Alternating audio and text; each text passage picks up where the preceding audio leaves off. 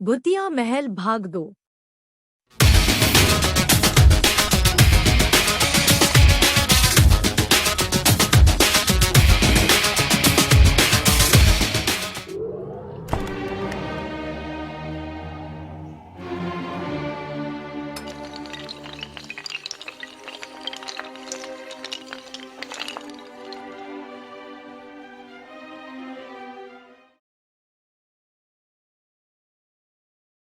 मौत की शुरुआत।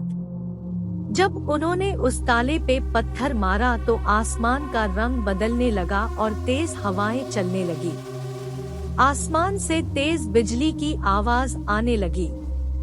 ये सब देख के पहले तो तीनों घबरा गए, लेकिन फिर उन्होंने सोचा मौसम खराब है, शायद आज फिर दोबारा वो ताले को तोड़ने लगे। वहीं दूसरी तरफ गांव में जब लोगों ने मौसम को ऐसे बदलते देखा तो वहां के एक बूढ़े बाबा ने कहा, अनर्थ कोई वहां गया है, ये अच्छा संकेत नहीं है। तभी सारे गांव वाले बाबा की बात सुनकर डर गए और सब एक दूसरे को देखने लगे। अजबगढ़ के आसपास के सभी लोगों ने मौसम को ऐसे बदलते देखा जिससे सबके गले सूखने लगे। जहां शादी की तैयारी हो रही थी वहां भी सारे लोग एक दूसरे को हैरान होकर देख रहे थे। तभी मोहन की मां चिल्लाते हुए बोली, सरपंच जी, हमारा बेटा और उसके दोस्त कहीं दिख नहीं रहे, कहीं वो तीनों वही तो नहीं गए। ये सुनकर सभी उनकी तरफ देखने लगे। सरपंच जी बोले, मशाले लाओ और मेरे साथ चलो। सारे गांव के आदमियों ने हाथों में मशाले ली और उस महल की तरफ निकल गए। दूसरी तरफ उन्होंने वो ताला खोला ही था कि उन्हें किसी की हिस्स की आवाज आई और साथ में एक आवाज जिसे सुनकर तीनों वही जम गए। तभी उन्होंने कुछ महसूस किया जैसे कोई उनके कान में हिस्स कर रहा हो।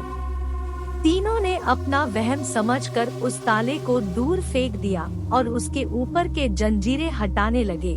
जब उन्होंने उसे खोला तो उन्हें वहां कुछ दिखाई नहीं दिया, लेकिन एक और दरवाजा दिखा जिसपे भी उसी तरह एक ताला लाल कपड़े में बंधा हुआ था। ये देखकर तीनों एक साथ बोले, एक और ताला। तभी उन्होंने महसूस किया जैसे उनके पीछे कोई है। तभी किसी ने उन्हें जोर से वहां गिरा दिया। ये देख तीनों एक दूसरे को देखने लगे। तभी अचानक से किसी ने उन्हें पकड़ लिया, मानो जैसे किसी ने जकड़ लिया हो टाइम्स, जिससे उनकी सांसें फूलने लगी।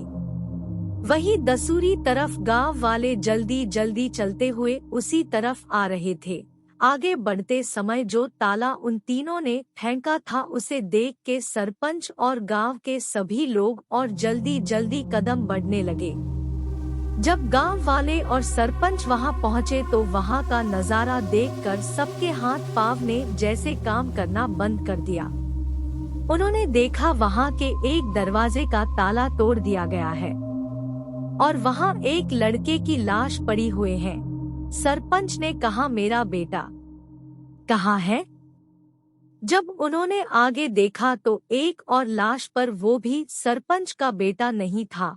वो लोग चारों तरफ देखने लगे। उन्होंने देखा कि उसका मेन गेट अभी भी बंद था, जिससे देख के गांव वालों को थोड़ी राहत मिली, लेकिन सरपंच का बेटा उन्हें अभी भी नहीं दिखा था। तभी अचानक से उन्होंने गेट के ऊपर देखा जहां सरपंच का बेटा लटका हुआ था। ये देख के सरपंच वही गिर पड़ा। तभी अचानक गांव वालों को किसी के हिस्स करने की आवाज आई, जिससे सुन के सभी डर से कांपने लगे।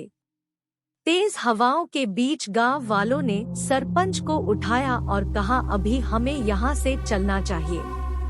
अभी एक गेट खुला तो इतनी मौतें हो गई, क्या होगा जब इसका मेन गेट खुलेगा? भगवान ही जाने क्या कहर बरसेगा।